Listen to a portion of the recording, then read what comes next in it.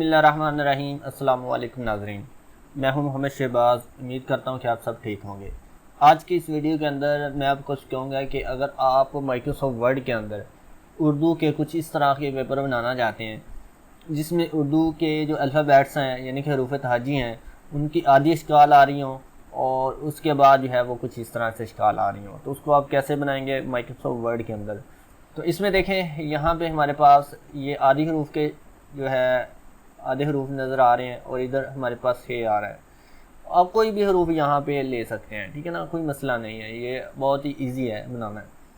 तो इसके लिए हम क्या करते हैं, यहाँ पे एक वर्ड डॉक्यूमेंट ले आते हैं। तो मैं यहाँ पे एक वर्ड डॉक्यूमेंट बना लेता हूँ, राइट क्लिक करके न्यू पे, और माइक्रोसॉफ्ट वर्ड के अंदर इसका मैं नाम रख लेता हूँ जी उर्दू हाफ अल्फ़ाबेट्स। तो जैसे भी वो नाम रखने के बाद उस डॉक्यूमेंट को मैंने ओपन कर लिया है। ओपन करने के बाद अब देखें यहाँ पे क्या करना है। आपके पास उर्दू लिखने के लिए सबसे पहले जो है ना एक सॉफ्टवेयर इंस्टॉल होना चाहिए। जो सॉफ्टवेयर होगा ना आपके पास वो पाक उर्दू इंस्टॉलर, उर्दू लिखने के लिए ये आपके सिस्टम के अंदर लाजमी इंस्टॉल होना चाहिए। अगर आपके सिस्टम में ये सॉफ्टवेयर इंस्टॉल नहीं होगा तो आप उर्दू नहीं लिख सकते, ठीक है। उसके बाद ईरान नस्तलिक फ़ॉन्ट होता है, वो आपके कंप्यूटर के अंदर इंस्टॉल होना चाहिए। तो उसकी भी मैंने वीडियो बनाई हुई है। तो अगर आप किसी को नहीं पता कि ईरान नस्तलिक कहाँ से डाउनलोड करना है तो नीचे डिस्क्रिप्शन में भी लिंक दिया गया हुआ है, वहाँ से जाके आप वो वीडियो भी देख सकते हैं, या फिर आखिर पे एंड स्क्रीन पे आ रहा होगा तो वहाँ पे क्लिक करके भी आप देख सकते हैं।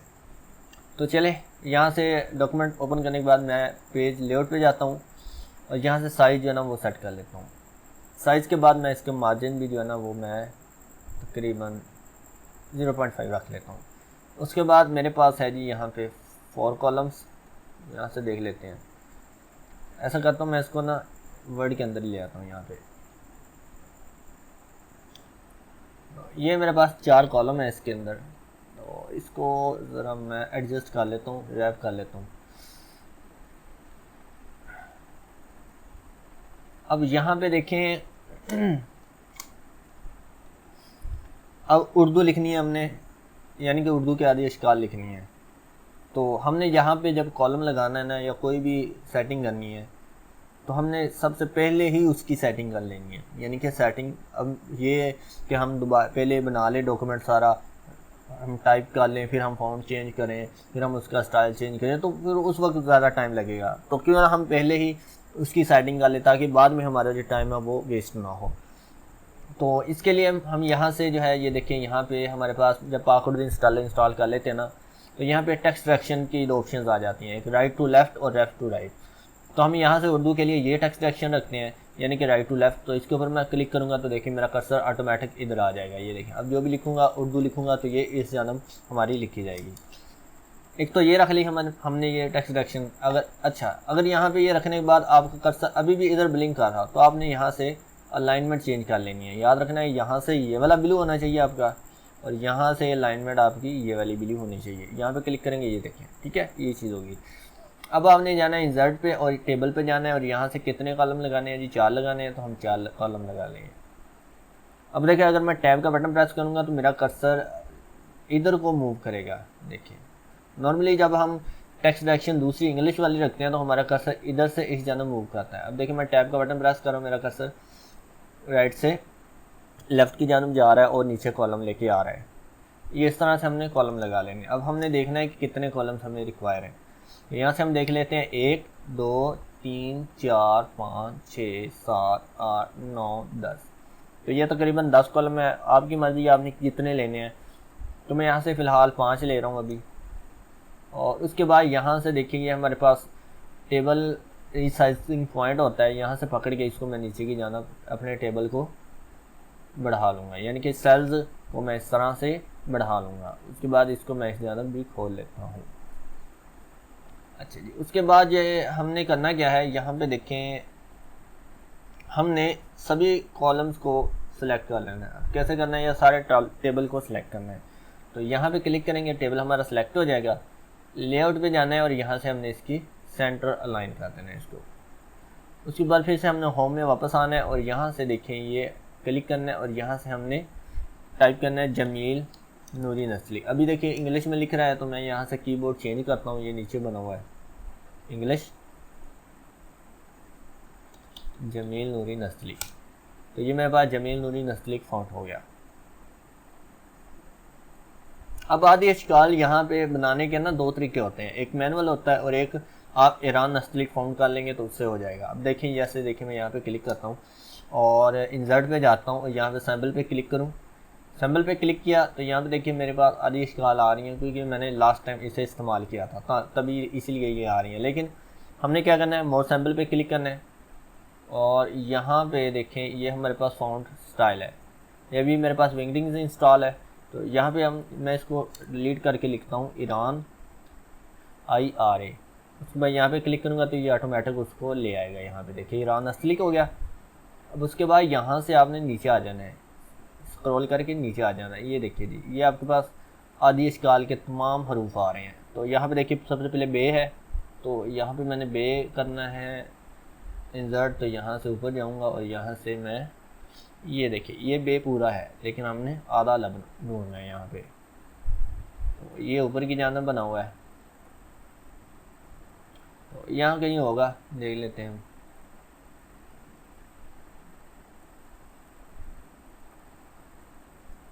यही है और इसको सेलेक्ट करके हमने इसका फ़ॉन्ट साइज़ यहाँ से इंक्रीज़ कर देना है। ये देखें बे, ठीक है, ये इस तरह का है। अगर आप इस तरह का बे लगाना चाहते हैं ना तो उसके लिए आप फिर मैनुअली लगा सकते हैं, वो कैसे लगाना है वो भी मैं आपको बताता हूँ। फ़िलहाल हम यहाँ पे देखते हैं, यहाँ पे बे आ गया, नीचे टे, तो यहाँ पे ये टे आ गया। शायद इस तरह का भी यहाँ पे हो, आपने ढूंढ लेना है क्योंकि ये इतने ज़्यादा हैं और इतने छोटे छोटे हैं, दिखने में थोड़ी सी मुश्किल पेश आ रही है। चले मैं इसको मैनुअल लगा लेता हूँ, जैसे कि मैं हर दफ़ा लगाता हूँ, मुझे मैनुअल इस्तेमाल करने का ज़्यादा शौक़ है। तो मैं टेबल को सिलेक्ट करके यहाँ से फ़ॉन्ट साइज़ जो है ना एक दफ़ा ही यहाँ से मैं फ़िलहाल मैं 20 रख रहा हूँ। अब उसके बाद मैं मैनुअल लगाने के लिए ना क्या करूँगा, यहाँ से इंसर्ट पे जाऊँगा, टेक्स्ट बॉक्स का इस्तेमाल करूँगा। यहाँ से ड्रॉ टेक्स्ट बॉक्स, ये टेक्स्ट बॉक्स का मैं इस्तेमाल करूँगा। अब टेक्स्ट बॉक्स में मैंने लिखना है बे, तो यहाँ से मैं उर्दू करूँगा अपना कीबोर्ड चेंज। तो ये पाकुड इंस्टॉलर आपके सिस्टम में लाजमी होना चाहिए, अदरवाइज़ आप उर्दू नहीं लिख सकते। बे लिखा मैंने, सॉरी शिफ्ट किला बे, और बे लिखने के बाद यहाँ से जमील नूरी नस्लिक फ़ॉन्ट जो है ना वो हमने यहाँ से कर देना है। अब इसका साइज़ यहाँ से हम बढ़ा देते हैं बे का,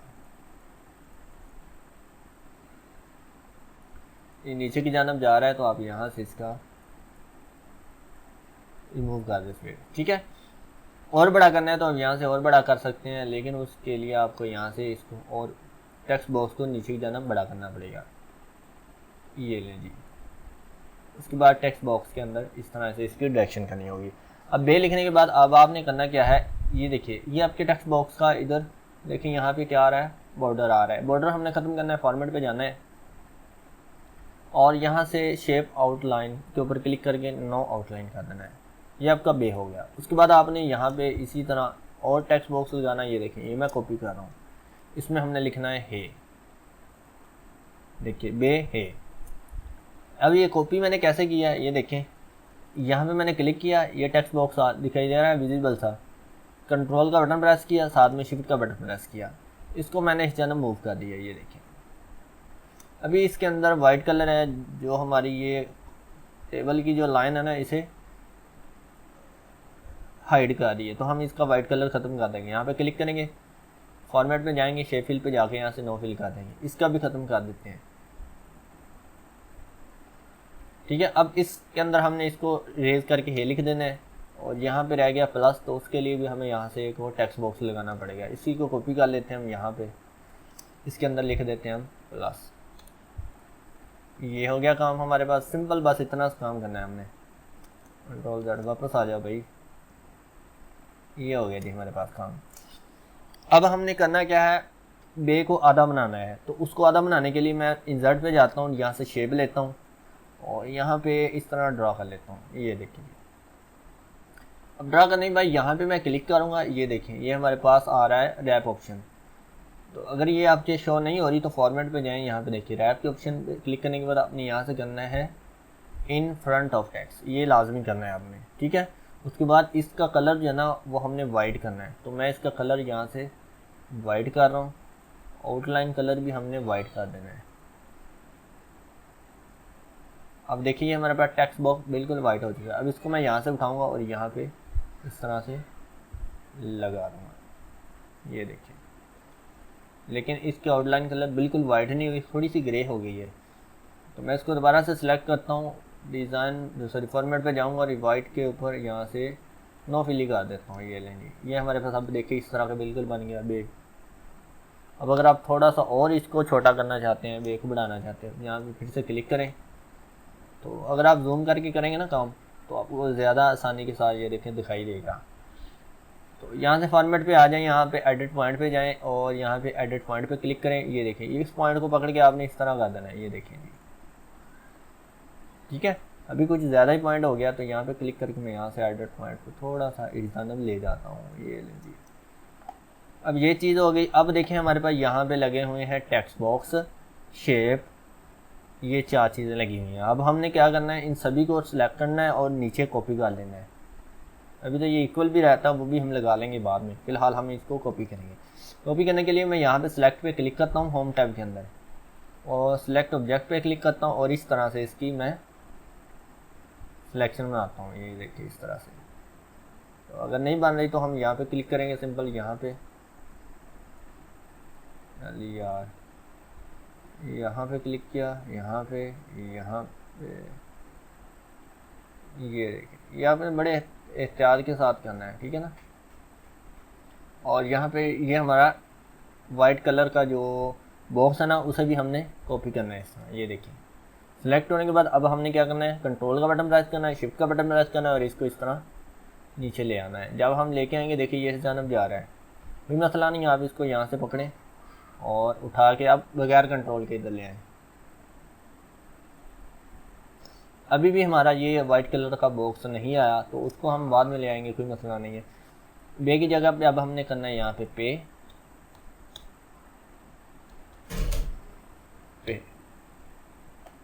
अब एक बात और आपने याद रखनी है कि जब आप इस तरह लगा लो ना तो इनको साथ ही आपने ग्रुप कर देना है। देखिए शिफ्ट के बटन के साथ आपने सेलेक्ट करना है, इस पर क्लिक किया, फिर यहाँ पे यहाँ पे यहाँ यहाँ पे यहाँ पे फॉर्मेट पे जाएंगे, यहाँ से इनको ग्रुप कर दें। तो ग्रुप करने का फ़ायदा क्या होगा, ये देखें। अब आप इनको इजीली यहाँ पे देखें, आपको डिस्टर्ब नहीं करेंगे ये बाद में, ठीक है ना। तो इनको भी हम ग्रुप बाद में करेंगे। तो पे आ गया, यहाँ से ये छोटा सा बॉक्स है, इसके ऊपर क्लिक करेंगे ना बॉक्स के ऊपर तो ऑटोमेटिक ये सिलेक्ट हो जाएगा। अब देखिए ये सिलेक्ट नहीं हो रहा तो हमें सिलेक्शन टूल से इसको सिलेक्ट करना पड़ेगा। किसी भी शेप को आपने सिलेक्ट करना है तो सिलेक्शन टूल से आपने सिलेक्ट करना है। तो सिलेक्शन टूल आपका होम के अंदर यहाँ पे पड़ा होता है, ये देखिए। अब देखिए मैं यहाँ पे क्लिक करूँगा तो देखिए यहाँ पे मेरी शेप सिलेक्ट हो जाएगी। नहीं हो रही, ओ हो जा भाई, शायद गुस्सा कर गई है, ठीक है ना। तो कोई मसला नहीं, हम दोबारा से लगा लेते हैं, इसमें कौन सी बड़ी बात है। शेप में जाएँ, यहाँ से जाएँ और ये आप दोबारा से लगा लेंगे। देखिए जी, इसको उठा के यहाँ पे लाएँ,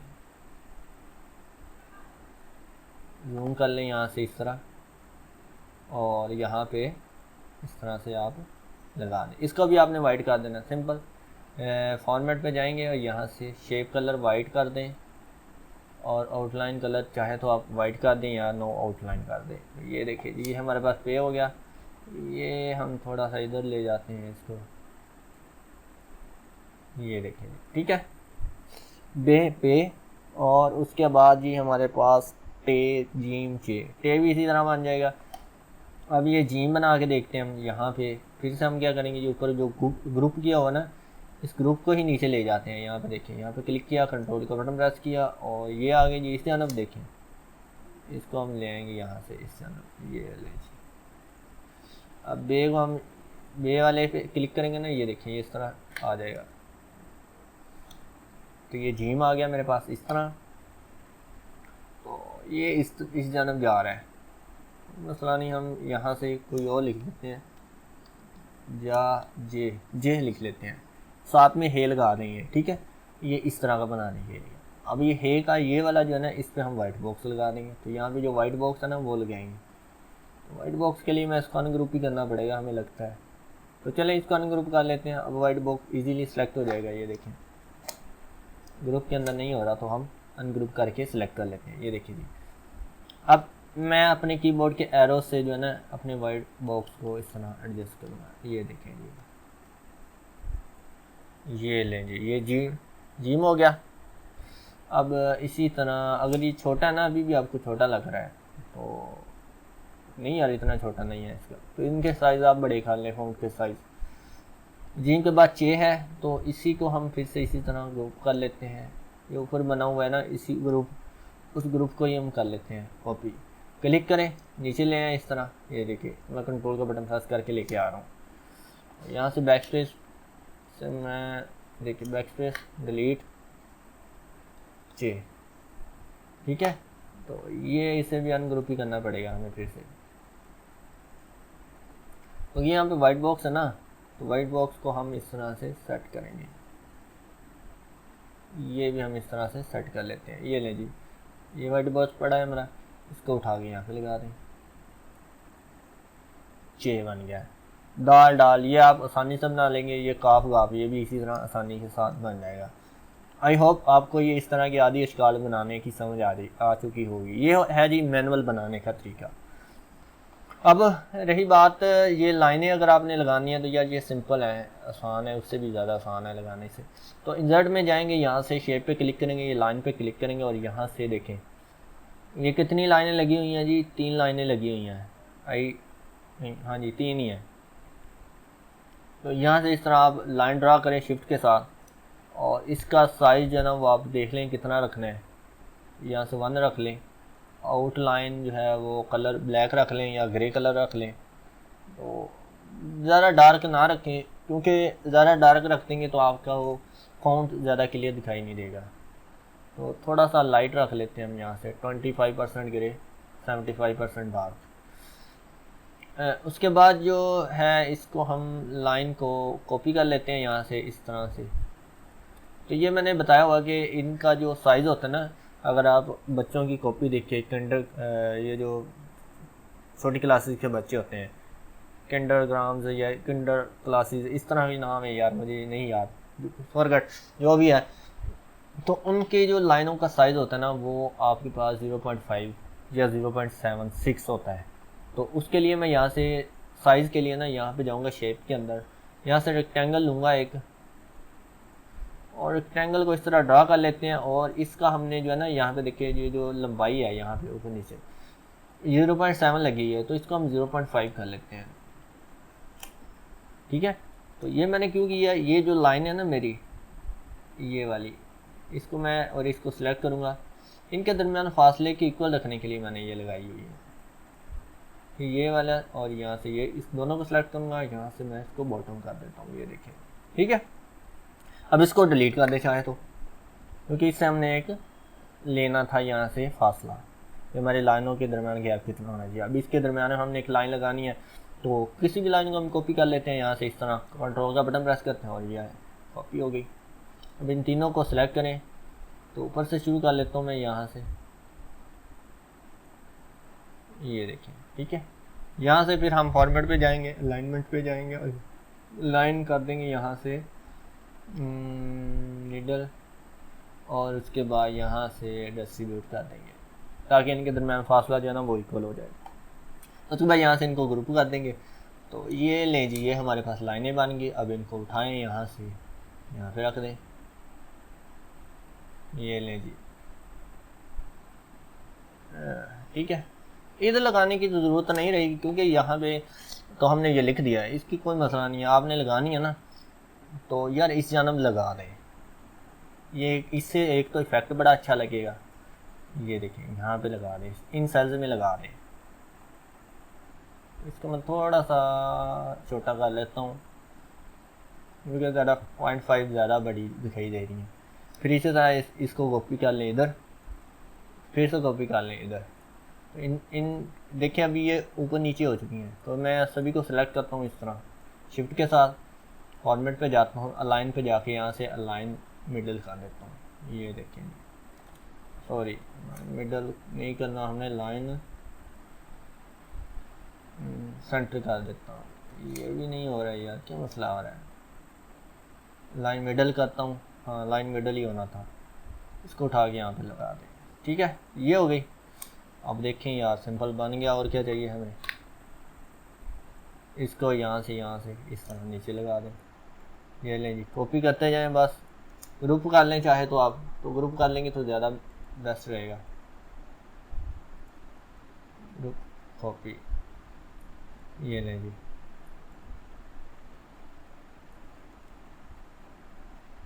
ठीक है, ये बन गई। इनको सिलेक्ट करें इस तरह से। और यार ऊपर वाला नहीं ग्रुप किया हमने।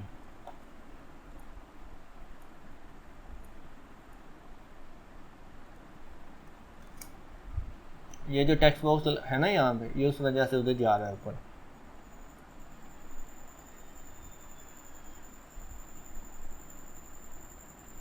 ये लें जी, ठीक है। अब हम क्या करेंगे, ये जो टेबल लगाया हुआ है ना, यहाँ से सिलेक्ट कर लेते हैं, और इसका आउटलाइन बॉर्डर जो है ना वो हम अगर ख़त्म कर देंगे तो ये देखिए ये इस तरह से कुछ हमें दिखाई देगा। ये यार आखिर पे कुछ नहीं लिखा, इसको हम वैसे ही डिलीट कर देते हैं।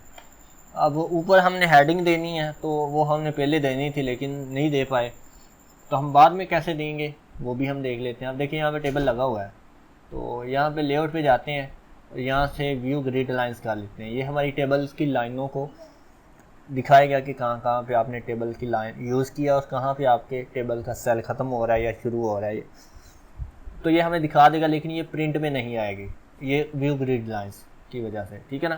तो ये इस तरह से डॉट लाइन दिखाई देगी। लेकिन हाँ, अगर आप इसका कलर यहाँ से फिर यहाँ पे जाते हैं ना, बॉर्डर लगा देते हैं, तो ये बॉर्डर आपका प्रिंट में आएगा।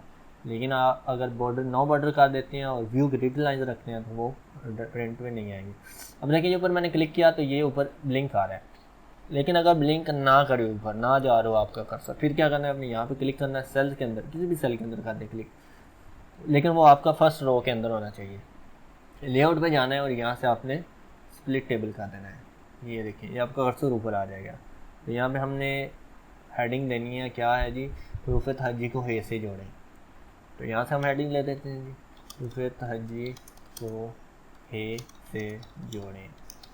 तो अभी इसका जो फॉन्ट स्टाइल है वो कोई और है, तो इसको मैं सेलेक्ट करता हूँ, यहाँ से जमील नूरी नस्तलिक कर लेता हूँ, और इसका साइज़ जो भी करना है वो आप कर लेंगे, और इसको सेंटर कर देता हूँ। ये लें जी, इनको ज़रा मैं डबल कोटेशन में कर देता हूँ क्योंकि ये मेरे पास इस तरह से है। लो जी, ये बन गया जी आसानी के साथ। और ये नीचे आ गया, देखिए ये नीचे आ गया, इसको उठा के नीचे लेके आए। ये जब आप ग्रुप नहीं करते ना तो ये ऐसे ही होता है, तो इसलिए मैं कहता हूँ कि ग्रुप कर लें ताकि आपको बार बार जो है ना ये इस तरह से अपना ना पड़े। अब देखिए ऊपर जब मैं एंटर करूँगा तो देखिए मेरे सारे हरूफ भी इस तरह ऊपर नीचे जाएंगे, कोई डिस्टर्बेंस पैदा नहीं होगी। तो ये था जी आदि अशकाल के हरूफ तहज्जी बनाने का तरीका मैनुअल। और यहाँ आपको ये वीडियो जो है वो पसंद आई होगी। और इस तरह के पेपर के अंदर कैसे इनको इस्तेमाल करना है, तो नेक्स्ट वीडियो के अंदर मैं फुल डिटेल के साथ बताऊंगा कि आप अगर इस तरह के पेपर बनाना चाहते हैं, जैसे कि यहाँ पे देखें